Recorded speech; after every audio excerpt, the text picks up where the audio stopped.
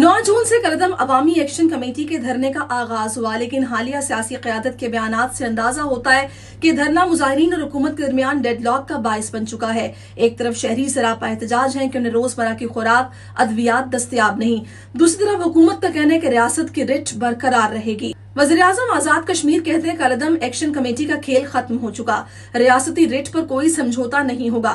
मौलाना फजलुर रहमान कहते हैं कि 78 सालों से हमने कश्मीरियों को मायूस किया।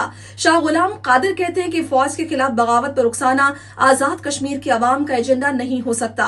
प्रेस कॉन्फ्रेंस में पाक आर्मी से रिटायर्ड नसीम कियानी कहते हैं कि कलअदम कमेटी के शरपसंदों ने बेटे को अगवा कर लिया। सरदार अतीक कहते हैं कलअदम एक्शन कमेटी से वाबस्ता इंतशारियों को बार बार फांसी दी जाए। उन्होंने मजीद कहा कि पाकिस्तानी फोर्सेस दुनिया की बेहतरीन कुव्वत हैं।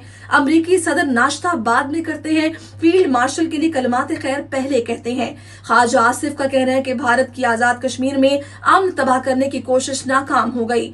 वजीर अमूर कश्मीर अमीर मकाम कहते हैं कि आजाद कश्मीर में निजाम मुतासिर है, लॉकडाउन है और धरनों का सिलसिला जारी है। हमने एक्शन कमेटी को वाज़ेह किया कि आपके जो मुतालिबात हैं वो आजाद जम्मू कश्मीर की पार्लियामेंट से मुताल्लिक है। आप इंतखाबात में हिस्सा लें, अवाम के पास जाएं, अगर कामयाब हो तो आए, इख्तियार आपका होगा। कश्मीरी अवाम जिसको मुंतखब करते हैं वही उनके मुस्तकबिल के बारे में फैसला करेगा।